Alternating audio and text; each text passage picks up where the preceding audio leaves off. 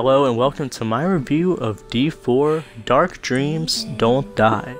This is the brand new Xbox One exclusive that literally just came out of nowhere.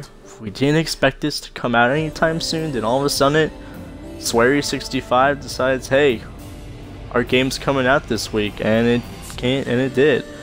And so after thinking, I was like, hey, let me go get this game, support the Xbox exclusives. The game looks interesting, and so I decided, let's dive in.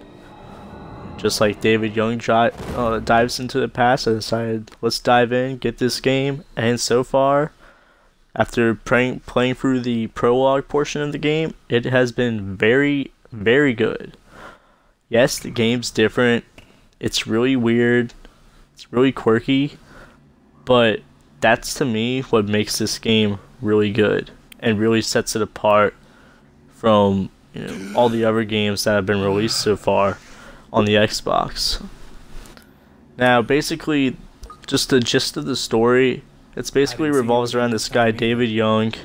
He is an ex-cop or detective from the Boston Police Department.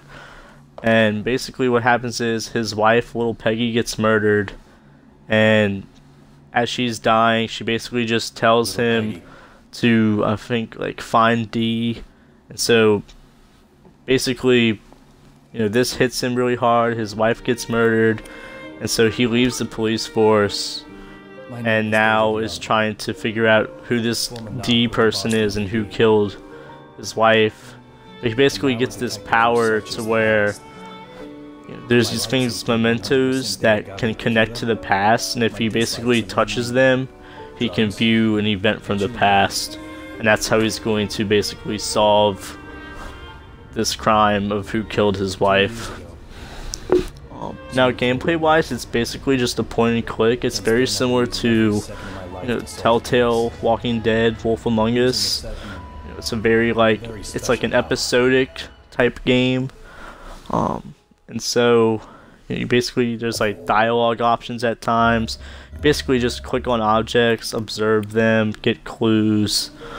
You just kind of look at the environment, to kind of figure out what's going on in the game.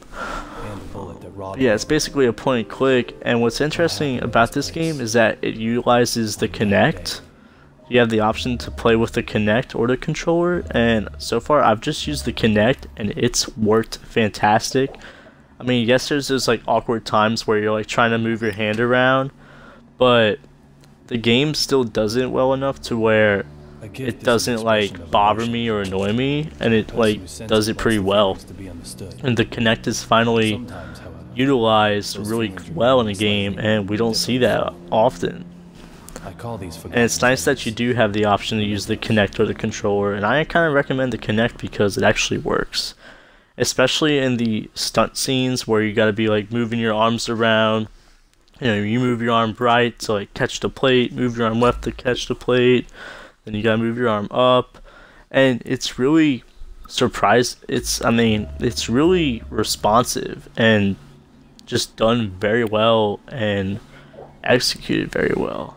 So I can give it that. It's been broken since that day. They did a really good job with the Kinect on this game.